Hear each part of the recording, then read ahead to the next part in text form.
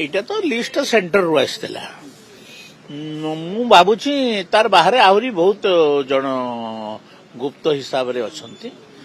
ପାକିସ୍ତାନୀ ନାଇଁ ବାଂଲାଦେଶୀ ସଂଖ୍ୟା ତ ବହୁତ ବେଶୀ ହେଇଗଲାଣି ଏବଂ ଭୁବନେଶ୍ୱର ସହରରେ ମୋତେ ଲାଗୁଛି 10,000 ବାଂଲାଦେଶୀ ଥିବେ।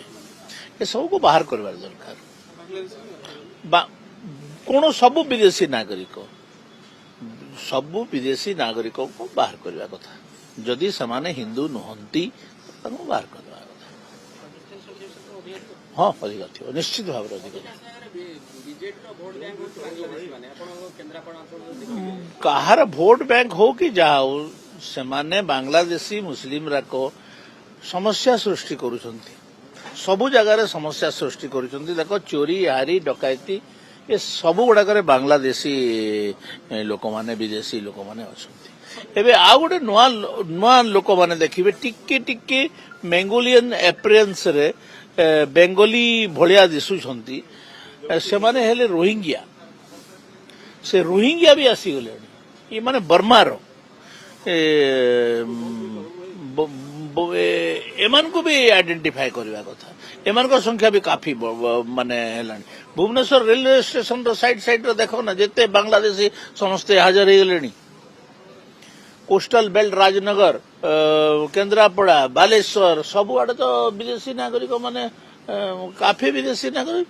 ସମ୍ବଲପୁରରେ ତ ଦିନକୁ ହଜାର 3ଟା ବସରେ ଆସୁଛନ୍ତି ବାଡଉଛନ୍ତି ଲୋକମାନେ। ଏବେ ତ ଆମେ ଯଦି ଆମ ଜାଗାରେ ମାଇନରିଟି ହେଇଯିବୁ ଆସାମ ଭଳିଆ ବୋଲେ କଣ କରିପାରିବା। ତାପରେ ଆପଣ ଯୋଉ ପର୍ଯ୍ୟନ୍ତ 80% ଅଛନ୍ତି ଠିକ ଅଛନ୍ତି, 80ରୁ ଯଦି କମିଲେ ବୋଲେ ଆପଣ ହାଣ ଖାଇଯିବେ। ମନେ ରଖିବା। ନିଶ୍ଚିତ ଭାବରେ ଆଇଡେଣ୍ଟିଫାଏ କରି ସେମାନେ ଯୋଉ ମୁର୍ସିଦାବାଦର ଆଧାର କାର୍ଡ ରଖିଛନ୍ତି, ମୁର୍ସିଦାବାଦର ଆଧାର କାର୍ଡକୁ ଓଡ଼ିଶାରେ ବ୍ୟାନ୍ କରାଯାଉ। ମୁର୍ସିଦାବାଦର ଆଧାର କାର୍ଡ ଯୋଉ ଯେତେ ଅଛି ସେଟା ସବୁ ବାଂଲାଦେଶୀଙ୍କର କାର୍ଡ। ଆଉ ୱେଷ୍ଟବେଙ୍ଗଲ ଗଭର୍ଣ୍ଣମେଣ୍ଟ ସେମାନଙ୍କୁ ଦେଇଦେଉଛି ମୁର୍ସିଦାବାଦ ଆଉ ବାକି ଜାଗାରୁ। ଆଉ ସେମାନେ ଆମର ଓଡ଼ିଶା ଭିତରେ ପଶି ଆସୁଛନ୍ତି। ସେମାନଙ୍କୁ ଚିହ୍ନଟ କରି ଏବେଠୁ ଯଦି ବ୍ୟବସ୍ଥା ନ କରାଯିବ ଆଗାମୀ ଦିନର ପରିସ୍ଥିତି ବହୁତ ଖରାପ ହେବ।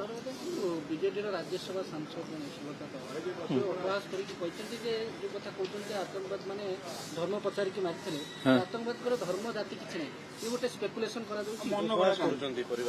ଏଇଟା ମନଗଢା କାହାଣୀ ବୋଲେ ଆମେ ଚତୁର୍ଥ ସ୍ତମ୍ଭ ଯୋଉ ସମ୍ବାଦପତ୍ର ଅଛି ତାକୁ ଅବିଶ୍ୱାସ କରୁଛୁ। ତାମାନେ ଆଉ ସେ କାହିଁ କହୁଛନ୍ତି।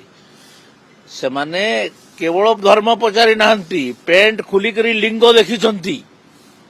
ଲିଙ୍ଗ କଟା ହେଇଛି ନା ନାହିଁ, ଲିଙ୍ଗ ଯଦି କଟା ହେଇନାହିଁ ମାରିଛନ୍ତି। ଏଇଟା ତ ସବୁ ନ୍ୟୁଜ ପେପରରୁ ଦେଖୁଛୁ, ଗଣମାଧ୍ୟମରୁ ଆମେ ଜାଣୁଛୁ। ଏମାନେ ନୂଆ ସେମାନଙ୍କୁ ଦେଶଟା ଗୋଟେ ଉପହାସ। ସେ ମ୍ୟାଡମ କିଏ ଯେ ମୁଁ ଜାଣିନାହିଁ, କିନ୍ତୁ ଯୋଗ୍ୟତା ବଳରେ ନୁହେଁ ସେମିତି କରି କୋଉ ରାଜ୍ୟସଭା କେମିତି ମ୍ୟାନେଜ କରିକି ପହଞ୍ଚି ଯାଇଛନ୍ତି। କହୁଛନ୍ତି କଣ ଗୋଟେ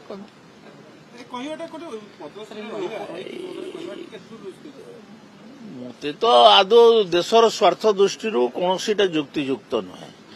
ଏବଂ ଏଇ ଯୋଉ କହୁଥିବା ଲୋକଙ୍କ ଉପରେ ଲୋକେ ପ୍ରଥମେ କାର୍ଯ୍ୟାନୁଷ୍ଠାନ ଗ୍ରହଣ କରିବାର କଥା। ଯେତେବେଳେ ସାମାଜିକ ସ୍ତରରେ ଏମାନଙ୍କୁ ବୟକଟ ହେବ, ଆପଣମାନେ ଦେଖିଛନ୍ତି ଯେ ସେମାନେ ପ୍ରଥମେ ହିନ୍ଦୁ କିଏ ମୁସଲମାନ କିଏ ଗୋଟିଏ ଲାଇନରେ ଛିଡା ହେବା ପାଇଁ କହିଛନ୍ତି। ସେମାନେ ଖ୍ରୀଷ୍ଟିଆନ ମାନଙ୍କୁ ବି ମାରିଛନ୍ତି। ଜଣେ ଖ୍ରୀଷ୍ଟ ଧର୍ମ କଥା କହିଛି, ସେ ତାକୁ ବି ମାରିଛନ୍ତି ଏବଂ ଲୋକଙ୍କୁ ନଙ୍ଗଳା କରିକରି ତାଙ୍କୁ ଲିଙ୍ଗକୁ ଦେଖିଛନ୍ତି, ଲିଙ୍ଗ ଚିହ୍ନଟ କରିକରି ମାରିଛନ୍ତି। ଏଇଟା ଗୋଟେ କଣ ସେ ଗୋଟେ କହୁଛନ୍ତି ଯେ ଏଇଟା ଗୋଟେ ତାହେଲେ ସେ ଗ୍ରାଉଣ୍ଡରେ ସେ କଣ ସେ ଜାଗାରେ ଉପସ୍ଥିତ ଥିଲେ। ମ୍ୟାଡମ ଏମିତି କଥା କହନ୍ତି, ଟିକେ ପାଗଳାମି ଅଛି ମ୍ୟାଡମଙ୍କର ଟିକେ।